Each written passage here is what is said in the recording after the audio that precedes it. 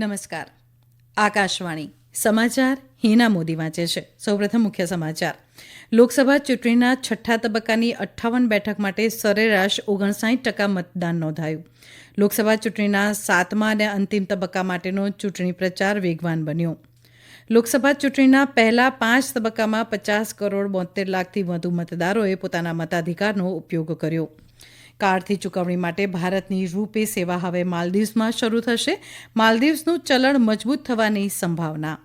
ચક્રવાતી વાવાઝોડું રેમલ આવતીકાલ સુધી પશ્ચિમ બંગાળ અને બાંગ્લાદેશ પહોંચવાની શક્યતા.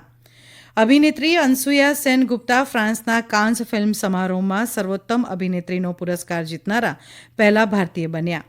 અને બેડમિન્ટન ખેલાડી પીવી સિંધુ મલેશિયા માસ્ટર્સ બેડમિન્ટનની સ્પર્ધામાં મહિલા સિંગલ્સની ફાઇનલમાં પહોંચ્યા. સમાચાર વિગતવાર. લોકસભા ચૂંટણીના છઠ્ઠા તબક્કા માટે આજે શાંતિપૂર્ણ માહોલમાં 59% મતદાન નોંધાયું. ઉત્તર પ્રદેશની 14, હરિયાણાની તમામ 10, બિહાર અને પશ્ચિમ બંગાળની 8, દિલ્હીની તમામ 7, ઓડિશાની 6, ઝારખંડની 4 અને જમ્મુ અને કાશ્મીરની 1 બેઠક માટે મતદાન થયું. રાજ્યવાર મતદાનની ટકાવારી જોઈએ તો પશ્ચિમ બંગાળમાં 78.19%, ઝારખંડમાં 62.66%, ઓડિશામાં 60.7%, હરિયાણામાં 58.25%, દિલ્હીનું એનસીટી 54.37%, ઉત્તર પ્રદેશ 54.3%, બિહાર 53.26% અને જમ્મુ અને કાશ્મીરમાં 51.97% સરેરાશ મતદાન નોંધાયું. આ સાથે જ ઓડિશા વિધાનસભા ચૂંટણીના ત્રીજા તબક્કામાં 42 બેઠકો માટે સરેરાશ 60.7% મતદાન થયું. આ ઉપરાંત હરિયાણાની કરનાલ બેઠક અને ઉત્તર પ્રદેશમાં ગેન્સરી બેઠક માટે વિધાનસભાની પેટા ચૂંટણી યોજાઈ. ઉલ્લેખનીય છે કે આ તમામ તબક્કામાં કુલ 889 ઉમેદવારોનું ભાવિ ઈવીએમમાં કેદ થયું. સમાજવાદી પાર્ટીના નેતા ધર્મેન્દ્ર યાદવ આઝમગઢથી અને પીડીપીના વડા મહેબૂબા મુફ્તી અનંતનાગ રાજૌરી બેઠક પરથી ચૂંટણી લડ્યા હતા. તો સંબલપુરથી ભાજપ નેતા ધર્મેન્દ્ર પ્રધાન, સુલતાનપુરથી મેનકા ગાંધી, કુરુક્ષેત્રથી નવીન જિંદાલ, ઉત્તર પૂર્વ દિલ્હીના મનોજ તિવારી અને તામલુકના અભિજીત ગાંગુલી, જ્યારે કોંગ્રેસના મુખ્ય નેતાઓમાં રોહતકથી દીપેન્દ્રસિંહ હુડ્ડા, સિરસાથી કુમારી સેલજા અને ગુડગાંવથી રાજબબ્બર ચૂંટણી મેદાને હતા. દિલ્હીની તમામ 7 લોકસભા બેઠકો માટે શાંતિપૂર્ણ વાતાવરણમાં મતદાન થયું. રાષ્ટ્રપતિ દ્રૌપદી મુર્મુ, ઉપરાષ્ટ્રપતિ જગદીપ ધનખડ, વિદેશમંત્રી ડોક્ટર એસ જયશંકર, કેન્દ્રીય મંત્રી હરદીપસિંહ પુરી, કોંગ્રેસના નેતા સોનિયા ગાંધી, રાહુલ ગાંધી અને પ્રિયંકા ગાંધી વાડ્રા, દિલ્હીના મુખ્યમંત્રી અરવિંદ કેજરીવાલ તથા આમ આદમી પાર્ટીના નેતા આતિશી, મુખ્ય ચૂંટણી અધિકારી રાજીવ કુમાર સહિતના મહાનુભાવોએ આજે મતદાન કર્યું હતું. સર્વોચ્ચ અદાલતના મુખ્ય ન્યાયમૂર્તિ doctor D Y Chandrachud, chief of defence staff general Anil ચૌહાણે પરિવાર સાથે દિલ્હીમાં મતદાન કર્યું હતું.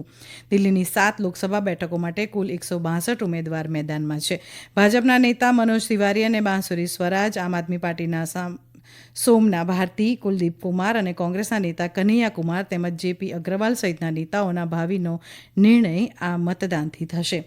ગુજરાતના રાજ્યપાલ આચાર્ય દેવવ્રતે હરિયાણાના કુરુક્ષેત્રમાં, ક્રિકેટર મહેન્દ્રસિંહ ધોનીએ ઝારખંડના રાંચીમાં પોતાનો મત આપ્યો.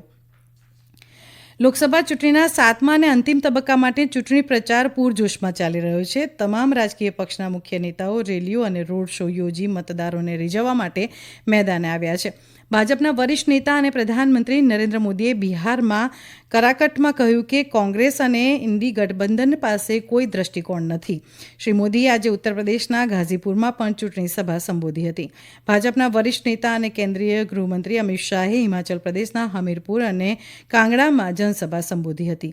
તેમણે કહ્યું કે 400ને પાર પહોંચાડવાની જવાબદારી હવે 7મા તબક્કાના મતદાન પર છે. ઉત્તર પ્રદેશમાં આજે વિવિધ રાજકીય પક્ષોના સ્ટાર પ્રચારકોએ તેમના પક્ષના ઉમેદવારો માટે પ્રચાર કર્યો હતો. ઉત્તર પ્રદેશના મુખ્યમંત્રી અને ભાજપના વરિષ્ઠ નેતા યોગી આદિત્યનાથે પક્ષના ઉમેદવારોની તરફેણમાં સલેમપુર, બલિયા અને ચંદોલીમાં જાહેર સભાને સંબોધી હતી. કોંગ્રેસના રાષ્ટ્રીય અધ્યક્ષ મલ્લિકાર્જુન ખડગેએ હિમાચલ પ્રદેશના રોહડુમાં ચૂંટણી સભા સંબોધતા કહ્યું, પ્રધાનમંત્રી નરેન્દ્ર મોદી અગ્નિવીર યોજના 4 વર્ષ બાદ તાલીમ આપીને ઘરે પરત મોકલવા માટે લાગુ કરી છે. કોંગ્રેસના મહાસચિવ પ્રિયંકા ગાંધી વાડ્રા અને સમાજવાદી પાર્ટીના રાષ્ટ્રીય અધ્યક્ષ અખિલેશ યાદવે આજે ગોરખપુરમાં જનસભાને સંબોધી હતી. બહુજન સમાજ પાર્ટીના નેતા માયાવતીએ ગોરખપુરમાં જનસભાને સંબોધતા ભાજપ અને કોંગ્રેસ પર પ્રહાર કર્યા હતા. રાષ્ટ્રીય જનતા દળના નેતા તેજસ્વી યાદવ પ્રસાદે મહાગઠબંધનમાં નાલંદા લોકસભા બેઠકના ઉમેદવારના સમર્થનમાં બિહારના અસ્થવામાં જાહેર સભા સંબોધતા કહ્યું કે ભાજપ આ લોકસભા ચૂંટણીમાં લોકોનું ધ્યાન સાચા મુદ્દાઓ પરથી હટાવવા માંગે છે. પ્રધાનમંત્રી નરેન્દ્ર મોદીએ કહ્યું છે કે ચૂંટણી એ લોકશાહીનો મોટો ઉત્સવ છે અને ભાવિ પેઢીના મનમાં લોકશાહીના મૂલ્યોને સ્થાપિત કરવાનો એક પ્રસંગ છે. દૂરદર્શન સમાચારને આપેલા એક ઇન્ટરવ્યૂમાં શ્રી મોદીએ કહ્યું કે સરકાર કે રાજકીય પક્ષોએ પોતાના કામનો હિસાબ નાગરિકોને આપવો જોઈએ. તેમણે કહ્યું કે તેઓ ચૂંટણીને લોકસંપર્કનું એક અભિયાન માને છે. આ સમાચાર આપ આકાશવાણી પરથી સાંભળી રહ્યા છો. કેન્દ્રીય ચૂંટણી પંચે આજે લોકસભા ચૂંટણીના પહેલા 5 તબક્કા માટે મતદારોની સંપૂર્ણ સંખ્યા જાહેર કરી. ચૂંટણી પંચે જણાવ્યું કે લોકસભા ચૂંટણીના પહેલા 5 તબક્કા સુધી 50 કરોડ 72 લાખથી વધુ મતદારોએ મતાધિકારનો ઉપયોગ કર્યો. ચૂંટણી પંચે જણાવ્યું કે સર્વોચ્ચ અદાલતે મતદાન સંસ્થાને ફોર્મ 17(c)ની પ્રમાણિત સ્કેન કરેલી અને સુવાચ્ય નકલ અપલોડ કરવા માટે નિર્દેશ માંગતી અરજીને ફગાવી દીધાના એક દિવસ પછી આ વિગત બહાર પાડવામાં આવી હતી. એક નિવેદનમાં પંચે ભારપૂર્વક જણાવ્યું કે મતદાનની વિગતોને જાહેર કરવામાં કોઈ વિલંબ થયો નથી અને દરેક તબક્કાના મતદાનના દિવસે સવારે 9:30 વાગ્યાથી સુવિધાજનક મતદાન એપ્લિકેશન પર ડેટા હંમેશા 24 કલાક ઉપલબ્ધ રહે છે. કાર્ડથી ચૂકવણી માટે ભારતની રૂપે સેવા ટૂંક સમયમાં માલદીવમાં શરૂ થશે. આનાથી માલદીવના ચલણ રૂપિયા મજબૂત થવાની સંભાવના છે. માલદીવના સમાચાર માધ્યમોમાં આર્થિક વિકાસ અને વેપાર મંત્રી મોહમ્મદ સઈદને ટાંકીને કહેવામાં આવ્યું કે રૂપે સેવા શરૂ કરવાનો ઉદ્દેશ્ય અમેરિકાના ડોલર પરની નિર્ભરતા ઘટાડવી અને પ્રાદેશિક ચૂકવણી પ્રણાલીને મજબૂત બનાવવાની છે. શ્રી સઈદે આ અંગે 2 અઠવાડિયા પહેલાં જ ભારતીય હાઈ કમિશનર મુનુ મહાવર સાથે મુલાકાત કરી હતી. હવામાન વિભાગે જણાવ્યું છે કે ચક્રવાતી વાવાઝોડું રેમલ આવતીકાલ સુધી પશ્ચિમ બંગાળ અને બાંગ્લાદેશ પહોંચવાની શક્યતા છે. આ વાવાઝોડાના કારણે આવતીકાલે સવારે 110થી 120 કિલોમીટર પ્રતિ કલાકની ઝડપે પવન ફૂંકાઈ શકે છે. બંગાળની ખાડી પર આવનારા વાવાઝોડાની પરિસ્થિતિને પહોંચી વળવા માટેની તૈયારીઓની સમીક્ષા કરવા કેબિનેટ સચિવ રાજીવ ગૌબાની અધ્યક્ષતામાં રાષ્ટ્રીય કટોકટી વ્યવસ્થાપનની બેઠક યોજાઈ હતી. વાવાઝોડાને ધ્યાનમાં રાખીને દરિયાકાંઠે રાષ્ટ્રીય આપત્તિ વ્યવસ્થાપન દળની 12 અને 5 રાજ્ય આપત્તિ વ્યવસ્થાપન દળની ટીમને તૈનાત રાખવામાં આવી છે. અભિનેત્રી અનસુયા સેન ગુપ્તા ફ્રાન્સના કાન્સ ફિલ્મ સમારોહમાં સર્વોત્તમ અભિનેત્રીનો પુરસ્કાર જીતનારા પહેલા ભારતીય બની ગયા છે. તેમને આ પુરસ્કાર ફિલ્મ ધ શેમલેસ માટે અનસર્ટન રિગાર્ડ શ્રેણીમાં મળ્યો છે. આ ફિલ્મનું નિર્દેશન બુલ્ગારિયાના કોન્સ્ટન્ટિન બોજાનોવે કર્યું છે. સમારોહમાં પુણેની ભારતીય ફિલ્મ અને ટેલિવિઝન સંસ્થાના તાલીમાર્થી ચિદાનંદ એસ નાયક અને તેમની ટીમને film sunflowers were the first ones to know માટેના લાઈ સાઇનેક પુરસ્કાર એનાયત કરવામાં આવ્યો છે.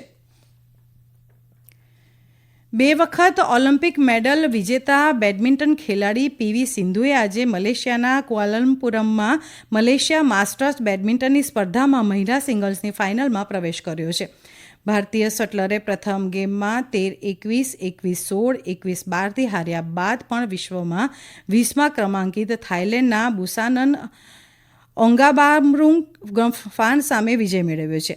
પીવી સિંધુ હવે આવતીકાલે ફાઇનલમાં ચીનની જી યી વાંગ સામે રમશે. ચીની ખેલાડી વાંગે સેમીફાઇનલમાં પોતાના દેશબંધુ યી માન ઝાંગને 21-9, 21-11થી હરાવ્યા છે. બ્રાઝિલના રિયો ડી જાનેરોમાં રમાઈ રહેલી વિશ્વ ટેબલ ટેનિસ સ્પર્ધામાં ગુજરાતના માનુષ શાહ અને માનવ ઠક્કરની જોડીએ સેમીફાઇનલમાં પ્રવેશ કર્યો છે. આ ભારતીય જોડીએ સ્થાનિક ખેલાડીઓ લુકાસ રોમાન્સ્કી અને ફેલિપ ડોટીને સીધી ગેમમાં 3-0થી હરાવીને સેમીફાઇનલમાં પ્રવેશ કર્યો છે. આજે સાંજે તેઓ મેન્સ ડબલ્સની સેમીફાઇનલમાં ફ્રાન્સના લિલિયન બાર્ડેટ અને જુલ્સ રોલેન્ડ સામે રમશે. અંતમાં મુખ્ય સમાચાર ફરી એકવાર. લોકસભા ચૂંટણીના 6થા તબક્કાની 58 બેઠક માટે સરેરાશ 59% મતદાન નોંધાયું. લોકસભા ચૂંટણીના 7મા અને અંતિમ તબક્કા માટેનો ચૂંટણી પ્રચાર વેગવાન બન્યો. લોકસભા ચૂંટણીના પહેલા 5 તબક્કામાં 50 કરોડ 72 લાખથી વધુ મતદારોએ પોતાના મતાધિકારનો ઉપયોગ કર્યો. કાર્ડથી ચૂકવણી માટે ભારતની રૂપે સેવા હવે માલદીવ્સમાં શરૂ થશે.